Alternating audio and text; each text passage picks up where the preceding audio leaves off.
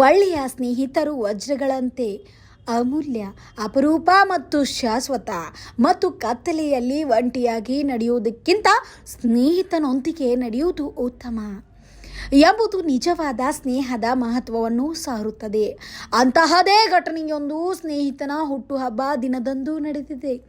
ಸೆಡಂ ತಾಲೂಕಿನ ಶಿಲಾರ್ಕೋಟ್ ಗ್ರಾಮದ ಮೇದಕ ಗ್ರಾಮ ಪಂಚಾಯಿತಿ ಉಪಾಧ್ಯಕ್ಷರಾದ ಡಾಕ್ಟರ್ ಮಧುಸೂದನ್ ರೆಡ್ಡಿ ಪಾಟೀಲ್ ಮತ್ತು ಶ್ರೀಮತಿ ಜ್ಯೋತಿ ಮಧುಸೂದನ್ ರೆಡ್ಡಿ ಪಾಟೀಲ್, ಕೃಷಿ ಪತ್ತಿನ ಸಹಕಾರ ಸಂಘದ ಉಪಾಧ್ಯಕ್ಷರು ಶಿಲಾರ್ಕೋಟ್ ಅವರ ಪುತ್ರ ಅಮರನಾಥ್ ರೆಡ್ಡಿ ಅವರು ಉನ್ನತ ಶಿಕ್ಷಣಕ್ಕಾಗಿ ಅಮೆರಿಕಕ್ಕೆ ಹೋಗಿದ್ದಾರೆ. ಆದರೆ ಇದೇ ಸೆಪ್ಟೆಂಬರ್ 15ರಂದು ಅಮರನಾಥ್ ಅವರ ಜನ್ಮದಿನ.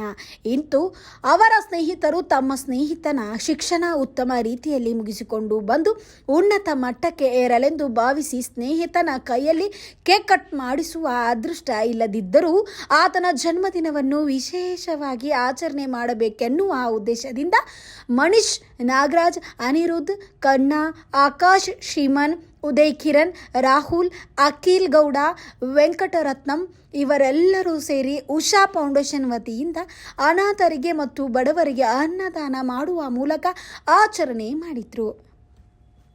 ನನ್ನ ಮಗನಿಗೆ ಇಂತಹ ಸ್ನೇಹಿತರು ಇರುವುದು ನನಗೆ ತುಂಬಾ ಖುಷಿಯಾಗುತ್ತಿದೆ.